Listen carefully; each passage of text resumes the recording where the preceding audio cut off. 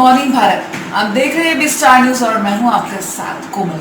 Good morning Bharat में हम हर रोज खबरों की बात करते हैं, न्यूज़पेपर की बड़ी बड़ी खबरों की बात करते हैं और छोटी छोटी खबरें आप तक पहुंचाते हैं। साथ ही साथ आपको आज ये भी बता दें कि 4 मई है, लॉकडाउन 3.0 लागू हो चुका है। आज से 17 मई तक ये लॉकडाउन जारी रहने वाला है। तो क्या क्या राहत मिलने वाली है इस बीच आपको बताते हैं। शुरुआत करेंगे हम पहले दैनिक जागरण से। हम शुरुआत करेंगे, जब दैनिक जागरण से शुरुआत करेंगे तो कोरोना मीटर की पहले बात कर लेते हैं, ताकि हमें दुनिया भर के अन्य देशों के और अपने देश के एग्जैक्ट आंकड़े पता चल पाए कि क्या आंकड़े इस वक्त कोरोना केसेस के हैं, कितनी मृत्यु हो चुके हैं। तो अगर दुनिया भर के आंकड़ों की बात की जाए तो 35,26,000 लोग संक्रमित हैं, 2,46,476 लोगों की मौत हो चुकी है दुनिया भर में, 11,42,787 लोग स्वस्थ भी हुए हैं। अब बात कर लेते हैं अमेरिका की, क्योंकि अमेरिका में एक आंकड़े काफ़ी ज़्यादा बढ़ चुके हैं। तो अमेरिका में आंकड़ों की बात करें तो 11,69,667 लोग संक्रमित हैं, 67,000 से ज़्यादा लोगों की मौत हो चुकी है, 1,74,017 लोग स्वस्थ भी हैं। स्पेन की बात करेंगे तो स्पेन में आंकड़े 2,47,122 हैं, 25,000 लोगों की मौत हो चुकी है, 1,46,000 लोग स्वस्थ भी हैं। अमेरिका की बात की हमने, स्पेन की बात की, क्योंकि अमेरिका में आंकड़े सबसे ज़्यादा हैं। उसके बाद अगर देखा जाए तो स्पेन में आंकड़े हैं। फिर अब भारत की अगर बात कर ली जाए तो भारत में आंकड़े 42,112, जहाँ दैनिक जागरण के कोरोना मीटर के अनुसार 42,112 लोग इस वक्त भारत में संक्रमित हैं। जिस तरीके से पिछले 3-4 दिनों से हम देख रहे हैं कि आंकड़े लगातार बढ़ते ही जा रहे हैं। सोचने वाली बात है कि लॉकडाउन 3.0 आज से लागू हो चुका है, 17 मई तक ये लॉकडाउन जारी रहेगा, लेकिन क्या आंकड़े कंट्रोल करने में ये कारगर रहेगा? मौत के आंकड़ों की अगर बात करी जाए तो 1,386 लोगों की मौत हो चुकी है। भारत के आंकड़े, मौत के आंकड़े की अगर बात की जाए तो भारत में मौत के आंकड़ों पर थोड़ा सा कंट्रोल हो पाया है, लेकिन संक्रमितों की संख्या लगातार बढ़ती ही जा रही है। 10,887 लोग स्वस्थ भी हुए हैं भारत की अगर बात करी जाए। और अगर भारत में राज्यों के अनुसार बात की जाए तो महाराष्ट्र, गुजरात, दिल्ली, ये 3 राज्य ऐसे हैं जहां पर संक्रमितों की संख्या सबसे ज़्यादा है। महाराष्ट्र की अगर बात की जाए तो 12,974 लोग महाराष्ट्र में इस वक्त संक्रमित हैं। बात की जाए अगर मौतों की तो 521 मौतें हो चुकी हैं भारत में। बात करें अगर गुजरात की तो 5,428 लोग संक्रमित हैं, 262 लोगों की मौत हो चुकी है। स्टार्टिंग में अगर बात की जाए, शुरुआत से महाराष्ट्र और दिल्ली का नाम पहले आ रहा था जहां आंकड़े सबसे ज़्यादा हुए हैं। अब गुजरात में अचानक से जो आंकड़े बढ़ चुके हैं, सरकार चिंता में डूब गई है, क्योंकि गुजरात में भी आंकड़े दिन ब दिन बढ़ते ही जा रहे हैं। दिल्ली की अगर बात कर ली जाए तो दिल्ली में 4,549 लोग संक्रमित हैं, 64 लोगों की मौत हो चुकी है और 1,362 लोग स्वस्थ हो चुके हैं। खबरों की बात कर लेते हैं। खबरों की बात करेंगे तो कर्नल, मेजर समेत 5 शहीद, बदले का संकल्प, बहादुरी, बंधकों को बचाने में दिया सबसे बड़ा बलिदान, 2 आतंकी ढेर, ये हमने कहा भुला नहीं सकते ये कुर्बानी। बता दें कि बुंदेलखंड में जो मुठभेड़ हुई थी उसमें 5 जवान शहीद हो गए, जिसमें कर्नल, मेजर समेत 5 शहीदों के नाम पर भी हमने कहा है कि ये कुर्बानी कभी भी भुलाई नहीं जा सकती। अब बात करें लॉकडाउन 3.0 की। लॉकडाउन 3.0 की अगर बात करेंगे तो आज से खुलेंगे ग्रीन और ऑरेंज जोन के ताले, यानी कि जो पूरा लॉकडाउन चल रहा था, अब ग्रीन और ऑरेंज जोन में कुछ राहत दी जाएगी, जैसे कि ऑनलाइन सेवाएं, सामान की डिलीवरी हो सकेगी, बसेस चल सकेंगी, 50% बसेस चलेंगी, जिसमें 50% ही सवारियाँ बैठ सकेंगी। कैसे होंगे अगले 2 हफ्ते आपको बता देते हैं।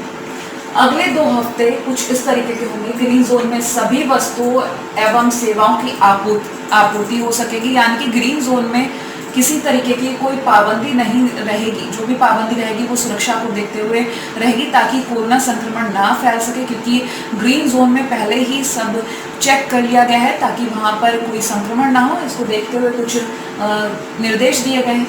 इसको देखते हुए सुबह 7 से शाम 7 बजे तक बाहर आने जाने की अनुमति, ग्रीन जोन में बाहर आने जाने की अनुमति सुबह 7 बजे से शाम 7 बजे तक। ऑरेंज जोन में भी ज़्यादातर सेवाओं का रास्ता खुल गया है। ऑरेंज जोन में भी अगर बात की जाए तो ज़्यादातर सेवाओं के रास्ते खुल चुके हैं। दोनों जोन में ई-कॉमर्स कंपनियां सभी वस्तुओं की आपूर्ति करेंगी। रेड जोन में भी कुछ अतिरिक्त सेवाओं की इजाज़त मिली। फिजिकल डिस्टेंसिंग के प्रावधान का पालन करके ये सभी काम पूरे किए जा सकते हैं। यानी कि ग्रीन और ऑरेंज जोन में ज़्यादातर छूट मिल चुकी है। अगर ग्रीन जोन की बात की जाए तो पूरी तरह से छूट मिल चुकी है। सुबह 7 बजे से शाम 7 बजे तक आप बाहर भी निकल सकते हैं, लेकिन ऑरेंज जोन में इस तरीके की अभी छूट नहीं है। फिर भी छूट काफ़ी हद तक मिली है। लेकिन रेड जोन की अगर बात की जाए तो रेड जोन पर अभी भी पाबंदी है। वहीं अगर बात की जाए इन पर देशव्यापी रेल, मेट्रो और हवाई यात्राएं पूरी तरह प्रतिबंधित रहेंगी।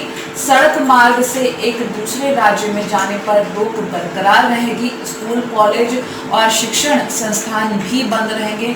मॉल, मल्टीप्लेक्स ये सभी बंद रहेंगे। होटल, रेस्टोरेंट समेत अन्य हॉस्पिटैलिटी सेवाओं का भी संचालन बंद ही रहेगा। इसको अनुमति नहीं। 65 साल से ज़्यादा उम्र के लोगों को बाहर निकलने पर पाबंदी है और 10 साल से कम के बच्चों को बाहर निकलने से मना किया गया है। तो अगर बात करें जोन की कि किस आधार पर ये जोन बांटे गए, आपको बता देते हैं। संक्रमण के मामलों के आधार पर जिलों को जोन में बांटा गया है। जहां 21 दिन से कोई मामला नहीं आया, ऐसे जिलों को ग्रीन जोन में रखा गया है। नियंत्रित मामले वाले जोन ऑरेंज जोन में रखे गए हैं और जहां सक्रिय मामले हैं, ज़्यादा मामले मिलने वाले जोन रेड जोन में तब्दील किए गए। तो अभी तक अगर बात की जाए 130 रेड जोन है, 319 ग्रीन जोन है और 284 ऑरेंज जोन है। अब अगर बात करें अगली खबर की, तो अगली खबर बीते दिन कोरोना योद्धाओं को जो सलामी दी गई उसकी बहुत ही प्यारी सी तस्वीर है। कोरोना से लड़ने वाले योद्धाओं को जो तीनों सेनाओं ने, जी हाँ, थल, नभ और जल, तीनों सेनाओं ने सलामी दी। पुष्प वर्षा करके कहीं सलामी दी गई है, कहीं जहाज पर थैंक यू के आकार में खड़े होकर जवानों के जरिए सलामी दी गई है और कहीं बैंड बाजा बजाकर कोरोना वॉरियर्स को आभार व्यक्त किया गया है। अब बात करें उद्यमी कामगारों को राजी कर सरकार करेगी मदद। हरियाणा के सीएम मनोहर लाल खट्टर ने कहा है कि उद्यमी कामगारों को राजी करने सरकार मदद करेगी। दैनिक जागरण की तरफ से आयोजित उद्यमियों के साथ एक वेबिनार में हरियाणा के मुख्यमंत्री ने कई बड़ी घोषणाएं की। कहा कि चीन से विस्थापित हो रहे उद्योगों पर हमारी निगाह राज्य में लाने की होगी कोशिश। यानी कि जिस तरीके से पिछले कई दिनों से खबरें सामने आ रही हैं कि चीन में जो व्यापार बंद हो गया और दुनिया के जो अन्य देश हैं चीन से नाराजगी है, तो उसको एक अवसर बना के यहाँ पर उसका उपयोग किया जाएगा। शहादत पर कर्नल की पत्नी ने कहा कि हमें शहादत पर गर्व है, आंसू नहीं बहाएंगे। कश्मीर में नागरिकों को बचाते हुए कर्नल समेत 5 जवान शहीद हुए, जिसकी वजह से एक देश को बड़ा नुकसान हुआ है। पीएम ने भी कहा है कि इस शहादत को नहीं भूलेंगे, बदला लेने का संकल्प लिया है। यहाँ बात कर लेते हैं दैनिक जागरण के अगले पेज की खबर की। 40 दिन बाद आज से दिल्ली को मिलेगी कुछ राहत। यानी कि दिल्ली को राहत देने की बात जब कही गई है तो सीएम अरविंद केजरीवाल ने कहा है कि 40 दिन बाद आज से, यानी कि आज 4 मई से दिल्ली को कुछ राहत मिल रही है। यानी कि जो केंद्र की तरफ से निर्देश दिए गए हैं उन्हीं के तहत जो राहत मिल रही है वो दिल्ली में लागू कर दी जाएगी। बात कर लेते हैं सीआरपीएफ मुख्यालय करना पड़ा सील, कल तक ये मुख्यालय सील रहेगा।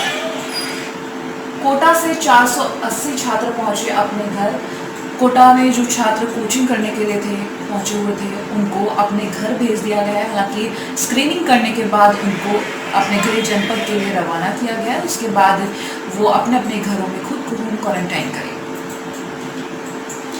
अगले पेज की बात कर लेते हैं। अगर अगले पेज की बात करें तो तीनों सेनाओं ने दी कोरोना योद्धाओं को अनूठी सलामी। तो किस तरीके से ये सलामी दी गई है आप साफ देख सकते हैं कि 3 बहुत प्यारी तस्वीरें दी गई। इसमें पहली तस्वीर इंडिया गेट की, दूसरी तस्वीर एक समुद्री जहाज की पहले की अगर तस्वीर की बात की जाए तो इंडिया गेट के ऊपर उड़ान भरते हुए सुखोई लड़ाकू विमान की कुछ तस्वीरें हैं जिन्होंने सलामी दी है कोरोना योद्धाओं को। अगर बात करें अगली तस्वीर की तो INS जलाश्व के डेक पर जवानों ने थैंक यू के फॉर्मेट में खड़े होकर आभार व्यक्त किया है। अब अगर अगली तस्वीर की बात की जाए तो चेन्नई में मरीना बीच के पास लंगर डाले रोशनी से नहाया नौसेना का जहाज। इस तरीके से आभार व्यक्त किया गया क्योंकि इस वक्त कोरोना के बीच जो लोग खड़े हैं उन्हें कोरोना वॉरियर्स, कोरोना और हम लोग के बीच जो लोग खड़े हैं उन्हें कोरोना वॉरियर्स का नाम दिया गया है। पुलिसकर्मी हो, मेडिकल टीम हो, डॉक्टर्स हो, नर्सेज हो या सफाई कर्मी हो, ये सभी हमारी रक्षा कर रहे हैं कोरोना से, तो इनको सलामी दी गई है इन तरीकों से।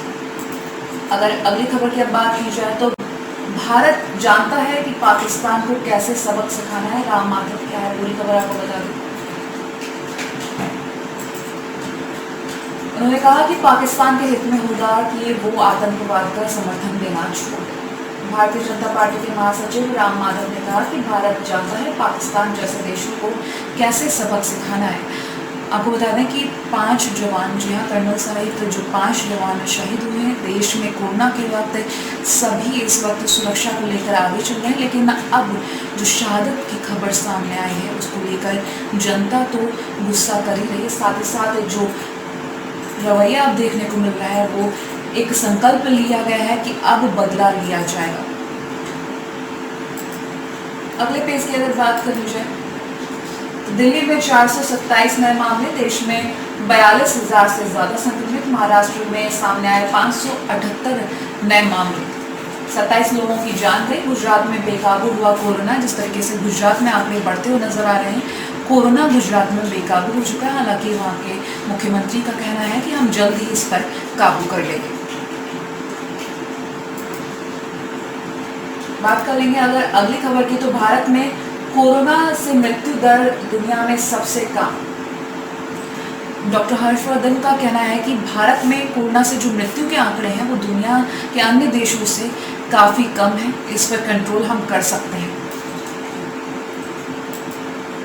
अब अगले पेज की बात करें तो लॉकडाउन 3 में आज से गतिविधियों को छूट। जैसे कि मैंने आपको बताया कि लॉकडाउन 3 आज यानी कि 4 मई से लागू कर दिया गया।